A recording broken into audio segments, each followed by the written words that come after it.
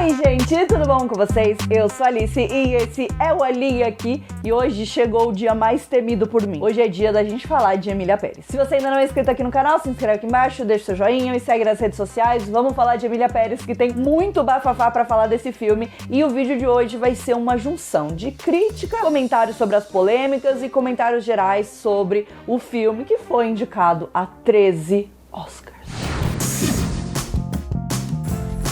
Emília Pérez foi o filme mais indicado ao Oscar na edição de 2025, com 13 indicações, além de já estar colecionando indicações e vitórias em diversos outros prêmios, Globo de Ouro, Critics' Choice Awards. Gente, tudo vocês imaginarem, Emília Pérez está sendo enaltecido desde o momento que a primeira pessoa assistiu esse filme e aplaudiu de pé por um total de 15 minutos. Enfim, vocês já sabem como é quando começa um buzz assim, né, em volta de filmes. E aí a gente começa a jornada de Emília Pérez. Esses dias eu estava conversando com o Luca, inclusive, e a gente estava falando um pouquinho sobre Emília Pérez, sobre o Oscar, as chances de Ainda Estou Aqui, porque agora é oficial, temos 3 indicações ao Oscar de 2025, e eu sinto aqui no meu coração que a gente vai levar mais de um.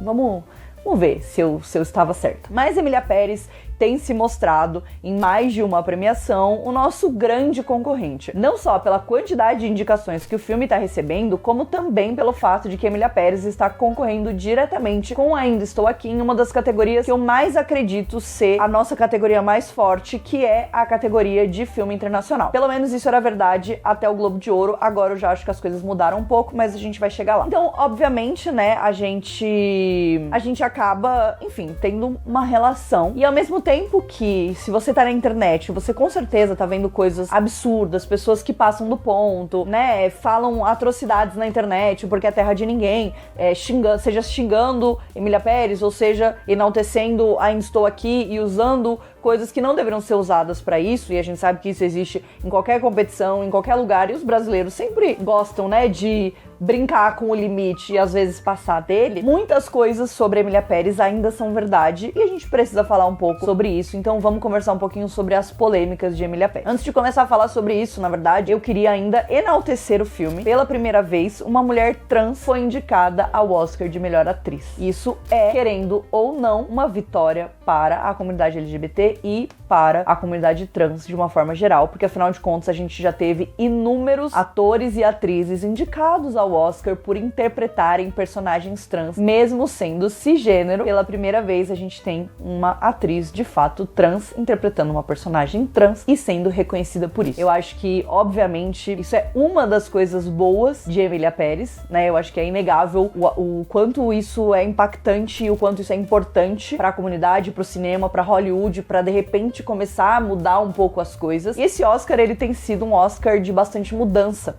Inclusive, por isso ele até é um Oscar tão concorrido, porque eu sinto que a gente tem filmes extremamente diferentes entre si. Mas isso também é assunto para outro vídeo. O vídeo de hoje é sobre Emília Pérez. Dito isso, nós temos Emília Pérez, que é uma história sobre uma figura que existiu de verdade, mexicana. É uma mulher trans que era líder, né, do narcotráfico no México, que a gente sabe que também é uma temática que sempre tá ali sendo contada, né, quando a gente fala de México, de América Latina, América Central, né, então isso sempre acontece. Porém, o filme é dirigido por um diretor francês. Tanto ele quanto a sua equipe já falaram atrocidades na internet, e particularmente eu sou uma pessoa que tenho coisas muito específicas e opiniões muito específicas sobre diretores de cinema que são extremamente arrogantes. Eu sei que, se você é um diretor de cinema, você em algum âmbito é um pouco arrogante, um pouco egocêntrico. Eu acho que faz parte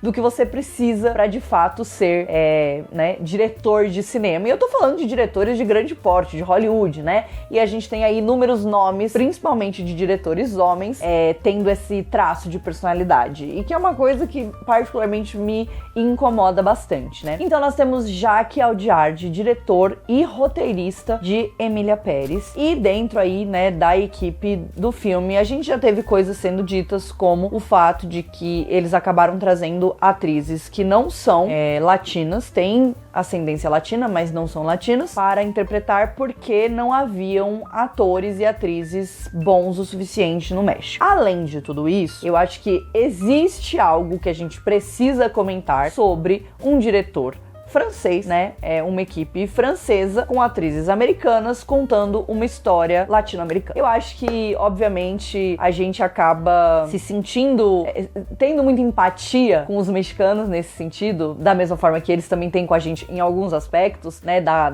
De Ainda Estou Aqui, da nossa corrida para o Oscar e tudo mais. Porque a gente sabe o quanto os europeus e os norte-americanos trabalham com o estereótipo dos latino-americanos. Quantas vezes, né, você já não assistiu um filme, uma série, onde o brasileiro era extremamente estereotipado, às vezes nem falava português, né? Isso é uma coisa que a gente... falava espanhol, no caso, né? Isso é uma coisa que a gente tem batalhado, a gente tem batido de frente, e eu acho que, inclusive, por isso é tão importante que, cada vez mais, a gente tenha histórias que sejam contadas por pessoas que, de fato, são daquele país, e que, de fato, vivem aquilo, e que, de fato, sabem o que é aquilo. Isso não significa que você só pode contar uma história que você tiver vivido. Obviamente não é assim, né? A gente conta histórias que a gente não sabe, a gente pesquisa, a gente estuda, mas a gente também respeita aquela história. Então eu acho que, primeiro de tudo, a equipe de Emília Pérez tivesse tido respeito pela história que eles estavam contando e não agindo dessa forma em relação a pessoas do México, em relação à história que eles estão contando, em relação a realmente olhar e falar assim, tá, será que a gente só tá repetindo estereótipos ou a gente tá de fato entendendo e trazendo questões mexicanas do México para essa história que a gente tá contando? Até porque o filme tem ali alguns outros lugares, né, algumas outras locações, mas ele se passa majoritariamente no México. Inclusive é falado majoritariamente em espanhol. Mas aí já é uma outra questão. Então, eu realmente acho que existe um problema aí, né? E às vezes a gente pode até assistir o filme e passar batido algumas questões de estereótipos, né? Alguns detalhes que são colocados ali, mas eles estão no filme, estão presentes no filme, né? Então, desde elementos visuais que são utilizados, aquela coisa do filtro amarelo, né? Que a gente sabe que os americanos amam usar quando eles estão falando de México, principalmente, né? Que é uma coisa meio empoeirada, como se todas as cidades fossem exatamente a mesma. Então a gente tem várias questões e eu acho que conforme você vai assistindo o filme, você vai encontrando esses elementos. Eu acho que o filme, ele inclusive é muito inteligente nesse quesito, porque ele consegue mesclar esses elementos dentro de outras coisas que acabam deixando eles um pouco mais escondidos. Então, se você não for prestando atenção nisso, talvez até passe batido algumas dessas questões mais estereotipadas, mas elas estão presentes. Então é muito triste, porque a gente poderia sim ter tido um diretor francês, um diretor americano, um diretor brasileiro contando uma história mexicana, desde que ela fosse contada com respeito. E eu não acho que isso esteve presente em toda a produção de Emília Pérez. Em algumas partes sim, em outras partes não. Além de tudo isso, eu acho que a gente tem um problema intrínseco à história de Emília Pérez, toda a questão da transexualidade da nossa protagonista. Então a gente vai ter aqui uma história de uma pessoa que era o maior chefe de narcotráfico do México e essa pessoa quer passar pela transição. Existem N questões envolvidas ali no processo de transição e isso está no filme, inclusive o primeiro ato do filme é inteiro praticamente sobre isso, né, que inclusive também é assim, a protagonista faz conexão com a personagem da Zoe Saldanha, que então é essa advogada que vai se tornar amiga da Emília em determinado ponto, né, e meio que a grande relação que ela tem nesse filme. Não dá pra dizer que o filme explora essa questão da transexualidade. E isso é muito interessante no sentido de que deixa a gente um pouco confuso, né, porque quando a gente tá ali assistindo o filme, eu vou dizer, eu não tive uma experiência terrível no cinema, né, eu confesso que as minhas expectativas estavam bem lá embaixo, principalmente porque é muito difícil nesse caso, né, você separar o que tá sendo dito do que você tá enxergando, mas eu saí do filme com uma sensação ok em relação àquilo que eu tinha assistido, né? E eu também vou chegar nessa parte em breve. Mas enfim, quando você tá ali assistindo, você acaba, às vezes, deixando passar também isso, né? Porque eu acho que o filme, ele tem um ritmo bem frenético. E isso ajuda ele, obviamente. Se você para pra analisar a história, se você para pra analisar o roteiro, o que foi colocado ali na história, todas as discussões que são colocadas em jogo pelo próprio filme, elas são extremamente superficiais. Né? Ele não discute de fato aquilo. Então ele traz uma personagem que passa pela transição no filme. Isso é parte importante da história do filme, né? Eu diria que praticamente um elemento chave do que a gente tá vendo ali, mas mas eu não sinto que o diretor de fato se aprofundou nessa situação e nessa temática. E aí eu acho que se você não vai se aprofundar nessa temática, então não conte essa história, né? Então conte a história de um outro ângulo. Mas eu sinto que do ângulo que ele fez e da forma com que ele construiu a narrativa desse filme, ele queria colocar essa parte, ele gostaria de ser enaltecido por ter dado voz a essa história, que, como eu falei, é uma história importante, porque afinal de contas a gente não tem, a gente tá aumentando, mas a gente não tem uma quantidade enorme de histórias trans que estão sendo contadas em Hollywood, né? Isso não acontece, ainda mais para um filme que ganha visibilidade com Oscar, com premiações, né? Que foi extremamente elogiado, então isso não acontece. E eu acho que aqui em Emília Pérez isso também não acontece. A gente tem a história, ela tá lá e a gente vê aquilo e daí começa a entrar questões que obviamente são de gosto pessoal, mas as músicas de Emília Pérez são uma bosta. Com certeza, de longe, é uma das piores partes do filme, da mesma forma que a Carla Sofia Gascon, que é a atriz que faz Emília Pérez, ser uma das melhores partes do filme, as músicas de fato são uma das piores partes. E eu nem digo isso falando só daquela música que viralizou no Twitter, porque era péssima, né? From Penis to Vagina, enfim, um grande hit, né, desse ano. Mas eu nem digo só por conta dessa música. Eu sinto que é muito difícil, como uma pessoa que é muito fã de musicais, né, e assim como muitas pessoas que me assistem aqui, você acha que vocês vão entender o que eu quero dizer. Obviamente, você não precisa só ter músicas incríveis no seu musical para que ele seja um bom musical, mas você também não precisa só ter músicas ruins. E eu sinto que, quando a gente tá falando de musical, obviamente, a gente tem toda a parte lúdica, né, de performances, danças, e obviamente tem vários musicais que quebram um pouco esse padrão, né, mas a gente considera normalmente em um filme musical uma música que vai te ajudar a se aprofundar naquilo que você tá contando, naquela história que você tá contando, né. A gente tem musicais que são praticamente 99% do filme ou da peça cantados, né, então a gente tem Les Mis, a gente tem Hamilton, que também tem música praticamente o tempo inteiro, poucos diálogos. A gente tem filmes que tem mais diálogos e as músicas são coisas mais pontuais. E aí a gente tem Emília Pérez, que é uma mistura e uma tentativa de ser um pouco dos dois, mas sem conseguir ser nada. Então, ao invés de a gente ter só números pontuais que vão contar aquela história, e eu posso destacar aqui É o Mal, que é a música que a Zoe Saldanha canta ali no meio do filme, e que, com certeza, é uma das melhores, né? Mas a competição também não era muito acirrada. A gente também tem músicas que parecem não levar a lugar nenhum, que estão ali apenas por estar, apenas porque o filme gostaria de ser considerado um musical. Então eu sinto que ele perde um pouco a essência daquilo que ele tá tentando ser, né? Um pouco no estilo de Coringa, mas não tanto, né? Porque eu ainda acho que ainda tem alguns momentos ali que dá pra gente valorizar como momentos musicais e tudo mais. Não só essa cena do From Penis to Vagina, que, como eu falei, obviamente virou chacota na internet e tudo mais, e realmente é uma cena bem nada com nada, mas também alguns diálogos que são colocados ali, algumas cenas que os personagens começam a cantar sem sentido algum, e não no sentido lúdico do teatro musical, de que as coisas às vezes não precisam fazer sentido, mas no sentido de o que você tá querendo dizer com isso? Por que você tá transformando isso numa música se você não tem nada a dizer, se você não tá usando essa música pra se aprofundar nessa história, né? Você pensa que o filme, ele é longo e você perde uma quantidade de tempo com aquelas músicas que te levam de nada a lugar nenhum, que não tem performances incríveis, que não tem momentos de dança incríveis e que não transmitem mais emoção do que um diálogo falado.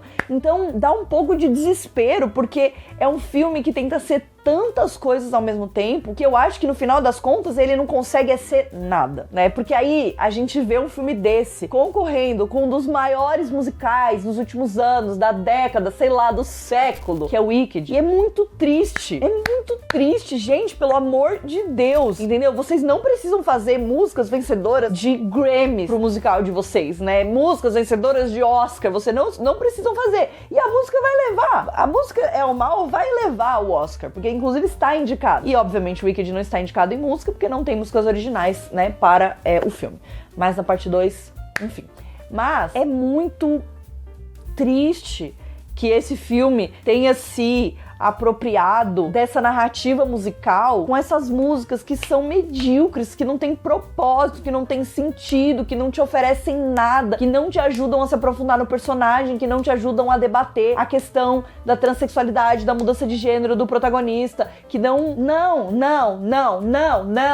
entendeu? Não, dá desespero, gente, eu saí desesperada, e não só porque a música é esquecível, mas é porque ela não tinha que estar lá. Às vezes era melhor o filme ter se assumido como um filme não sendo musical, feito a performance musical de El Mal, que eu acho que é a performance que se destaca ali de todas as performances do filme, e seguido a sua vida. Ele trabalha com alguns momentos ali que ele tenta ser mais lúdico, e eu acho que ele poderia abraçar essa imaginação da protagonista em determinado ponto, e protagonista digo, porque também acho que a Zoe Saldanha deveria estar sendo considerada protagonista, mas não está, deveria ter deixado ali aquele delírio, né, naquele momento, porque eu acho que faz sentido com a narrativa naquele momento, e nos outros não. Quando ela tá no médico, começa a cantar com o médico, ela e o médico, eu fiquei assim, ó, essas partes foram bem difíceis, mas eu acho que conforme o filme vai andando, ele também vai deixando pra lá um pouco esse lado musical e vai abraçando mais a história, que eu acho que é a parte mais interessante. Poderia ter sido contada de outras formas, poderia ter se aprofundado mais em várias questões, porque afinal de contas a gente tem muitas questões aqui. Toda a questão da mudança de gênero, a questão do narcotráfico no México, a questão depois da voz para as vítimas do narcotráfico, que é uma das coisas que a Emília Pérez faz, né, da ONG que ela abre junto com a personagem da Zoe Saldanha. Então a gente tem tudo isso. E eu acho que isso tem uma direção, né? Isso caminha pra um lugar que pode ser interessante. Mas aí, conforme a gente vai somando todas essas partes que, na minha opinião, puxam o filme para baixo, mas tudo que a gente tem ouvido e visto do filme, de bastidores, de corrida de Oscar, de declarações de pessoas envolvidas no filme, querendo ou não, tudo isso afeta a nossa percepção do filme, porque sim, né, infelizmente o mundo é assim. É muito difícil, né, que é como eu falei, eu saí do filme, eu entrei no filme achando que eu ia assistir o pior filme que eu já tinha visto na minha vida. Eu saí do filme com a certeza de que não era o pior filme que eu já tinha visto na minha vida, até porque eu já assisti muito filme ruim, mas compreendendo tanto o porquê desse filme tá sendo tão enaltecido, quanto o porquê dele estar sendo tão detonado e dele tá lentamente virando chacota. E eu acho que premiações, o Oscar e tudo isso acaba criando uma aura em volta do filme, que é assim, o filme foi indicado ao Oscar, então ele é ótimo. A gente sabe que não é bem por aí. O filme ganhou o Oscar, então ele é o melhor. A gente também sabe que não é por aí, né? Porque afinal de contas, tudo nesse mundo é política, é lobby, é dinheiro, né? E o Oscar não poderia deixar de não ser também. Então a gente sabe de tudo isso, mas querendo ou não, um filme, quando ele começa a ganhar esse buzz, ele ganha uma força diferente. E eu acho muito curioso, voltando ao que eu falei lá no começo do vídeo, eu tava falando essa semana com o Lucas sobre esse filme, e eu falei que se a gente estivesse em dezembro, e o Oscar fosse em dezembro, Emília Pérez teria ganhado. Teria ganhado melhor filme, teria ganhado melhor atriz coadjuvante, teria levado uma porrada de prêmio pra casa. Mas a gente tem visto uma mudança na relação das pessoas com Emília Pérez, e querendo ou não, isso também afeta o filme. Tanto que a gente tem visto nas últimas semanas uma verdadeira guerra online, né, de filmes, mas principalmente todos contra Emília Pérez, e a gente tem visto declarações, são tristes de ver, né, de comparando com acontecimentos históricos verdadeiros, coisas que estão acontecendo hoje em dia. A gente tem visto também pessoas envolvidas com esse filme se colocando numa posição de vítima em relação a outros filmes e a outras atrizes e a outros atores e a outras produções. Então isso tem acontecido, porque eu sinto que a produção de Emília Pérez percebeu o negócio tá enfraquecendo pro lado deles, e a gente ainda tem um longo mês até o Oscar, e eu acho que Emília Pérez não tem esse fôlego. Além de tudo isso, eu ainda acho que a academia, de uma forma geral, tem dificuldade em premiar histórias da Netflix, e obviamente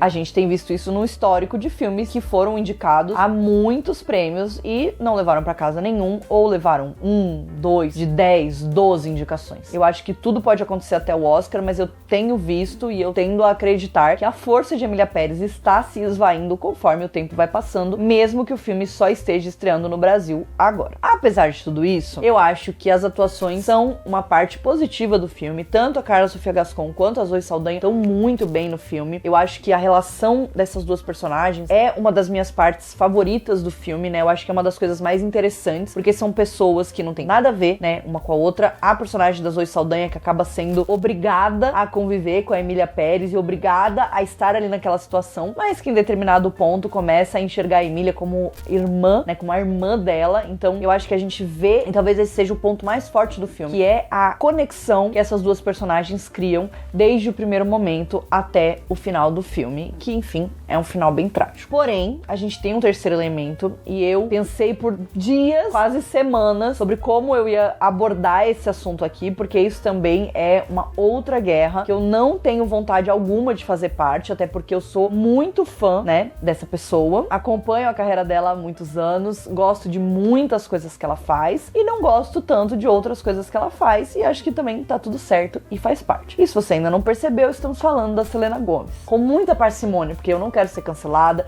não quero tomar hate e também não quero mandar hate pra ela. Eu acho que, como uma pessoa que acompanha a Selena há muitos anos, a gente sabe de todas as dificuldades que ela passou, de todas as questões que ela tem com a doença dela, com a relação que ela tem com a internet, com receber hate. Ela é uma pessoa que recebe muito hate e, obviamente, eu não estou aqui pra dar hate na Selena Gomez, né, gente? Pelo amor de Deus, acho que vocês têm discernimento suficiente pra entender isso desse vídeo. Ela deixa a desejar nesse filme, né? E eu sou uma pessoa que gosto da Selena Gomez atuando. Eu amo Only Murders in the Building, eu amo ela em Only Murders. Eu acho que a dinâmica que ela conseguiu ali com o elenco de Only Murders é muito boa, a personagem dela é boa, eu acho que ela tem muitas qualidades como atriz, mas eu acho que aqui no filme ela não entrega isso. E eu acho que tem muitos fatores que, né, ajudam, ou nesse caso, atrapalham ela. Um deles sendo a língua. Mas ela é pra ser uma americana que fala espanhol, nanana. Eu sei disso, gente. E ela pode falar um espanhol ruim, ela pode falar um espanhol com sotaque, ela pode... Tá tudo certo, né? Eu acho que a gente tem atores, e talvez seja injusto essa comparação, mas a gente tem atores, como é o caso do Wagner Moura, que atua de uma forma magnífica em português e em inglês, né? E a gente ouve o sotaque dele, a gente ouve ali o que tá sendo dito, mas ele consegue chegar lá nas duas línguas. E eu não tô falando que isso é fácil. E eu acho que nesse caso, para a Selena, nesse filme, ter uma quantidade considerável de falas em espanhol e talvez até ter essa troca grande de espanhol para inglês dificultou a vida dela, porque ela não estava conseguindo entregar o que ela precisava. A personagem dela não era uma personagem que tinha muito tempo de tela, e isso também dificulta a vida dela, porque é uma personagem que é importante para a narrativa, é uma personagem que é complexa, mas é uma personagem que precisaria brilhar nos momentos em que ela aparece, que não são muitos, e eu não acho que ela faz isso em todos. Não significa que ela não faz isso em nenhum. Eu acho que ela tem momentos onde ela está bem, e tem cenas dela que eu gosto, obviamente, né, como aconteceu com outras cenas do filme. Cenas dela no filme viralizaram no Twitter e ela tomou um monte de hate, e esse não é o meu objetivo aqui, mas ela tem cenas onde ela está bem e ela tem cenas onde ela deixa a desejar, e eu acho que tá tudo certo. Tanto que ela não foi indicada a um Oscar, mais uma vez. Isso não significa nada, mas também, né, não deixa de significar alguma coisa, porque ela estava sendo reconhecida, foi reconhecida em Cannes, foi reconhecida no Globo de Ouro, né, foi indicada. A gente também tem visto uma mudança nessa visão das coisas, porém, aqui do meu lado, das 3 atrizes que a gente tem nesse filme, a Selena é a que entrega a pior performance. E isso dizendo de 2 atrizes que estão entregando performances ótimas. É complicado pra ela nesse sentido, né? Então, de novo, o roteiro é um roteiro que dificulta, porque é uma personagem que não aparece muito. A língua, com certeza, não ajuda. O fato de que ela está atuando ao lado de atrizes que estão muito bem em personagens que elas conseguiram estabelecer bem mais do que a personagem da Selena. Então, eu acho que a gente tem muitos elementos ali que acabam atrapalhando e prejudicando a performance da Selena nesse filme. Então, definitivamente não foi a minha performance favorita dela, não foi a minha performance favorita do filme. Acho que deixa a desejar em muitos momentos, e às vezes acontece, né? A gente sabe que essa mudança de cantora pra atuação nem sempre dá certo, tanto que uma das grandes questões com o Wicked era se a Ariana Grande ia se sair bem como Glinda ou não, né? E eu acho que tem muitos questionamentos que são válidos, porque afinal de contas são 2 áreas muito diferentes, muito distintas, a da música, a da atuação. Às vezes a transição funciona e às vezes não funciona. Não vou me estender muito mais, porque acho que eu consegui transmitir o que eu precisava em relação a Selena. Essa é a minha opinião sobre ela. Continuo sendo muito fã dela, continuo gostando muito dela, continuo acompanhando a carreira dela de atuação, de maquiagem, de música, Deus quiser, né? Em algum momento. É isso. Tá tudo certo, beleza? Não vamos me cancelar. Vamos cante cancelamento, por favor, tá? Selena, te amo. Beijo, linda. Esse é um filme que se coloca numa posição muito arrogante pela posição do diretor, mas também com a história que ele tá contando. É uma história foda, é uma história muito forte, é um filme fenomenal, é um filme que muda vidas, e eu não acho que seja. De novo, não acho que seja o pior filme que eu já vi na minha vida, até porque esse mês eu já assisti um dos piores filmes que eu já vi na minha vida. Cada vez que eu penso nele, eu fico com mais raiva. Então, Emília Pérez realmente não é esse pior filme aí de todos os tempos, mas eu acho que somando uma falha na produção, em trazer pessoas que realmente fossem mexicanas pra contar essa história, uma falha no roteiro que deixa a desejar, que deixa lacunas, que não se aprofunda no que deveria se aprofundar, uma sensação, uma situação musical que às vezes nem deveria estar nesse filme, todas as polêmicas que o filme se envolve dia após dia, todos os dias é uma polêmica nova. É inteligência artificial, é arrogância, é não adicionar atores mexicanos, não achar que eles são bons o suficientes, polêmicas e complicadas em relação aos concorrentes, aos outros filmes, às outras coisas. Não tá bom, né? Não é uma boa campanha, não é uma campanha bonita, não é uma coisa que a gente tá gostando de ver, e isso tem minado muito a vida de Emília Pérez, e é muito triste, porque eu acho que ele não tem só coisas ruins, mas infelizmente, nesse caso, as coisas ruins têm ofuscado demais as coisas boas. Enfim, sei que vocês estavam doidos, então eu espero que eu tenha conseguido transmitir um pouco do que eu tô pensando. Eu tenho certeza que assim que eu desligar o vídeo, eu vou pensar em mais 50 milhões de coisas que eu quero falar, porque, querendo ou não, esse filme tem me feito refletir muito sobre ele, pensar muito sobre ele, né? Não é o tipo de filme que eu saí do cinema e parei de pensar sobre ele. Eu continuo pensando, continuo ruminando sobre o filme. Isso também é um mérito dele, né? Mesmo que seja, às vezes, pro mal. Vamos ver o que acontece no dia 2 de março, quando a gente tiver os Oscars, né? Porque eu realmente tô apostando aí em Oscars que vão vir pra gente, e eu espero não me decepcionar e ver os Oscars indo todos pra Emília Pérez, até porque, não só sendo clubista, né, mas eu acho que esse ano a gente tem filmes muito bons, concorrendo não só à categoria de melhor filme, mas em outras categorias também. A gente tem filmes excelentes, eu acho que o nível do Oscar esse ano tá muito legal, não só porque a gente tem filmes de qualidade, mas porque a gente tem filmes extremamente diversos, né, gêneros diferentes, propostas diferentes, histórias diferentes, dinâmicas diferentes. Então, realmente tem uma coisa muito legal e muito interessante nesse Oscar. Pelo menos vai fazer ser uma noite bem interessante. E quem sabe a gente se vê por aí no dia do Oscar, né? Então é isso, a gente se vê no próximo vídeo. Um beijo, tchau!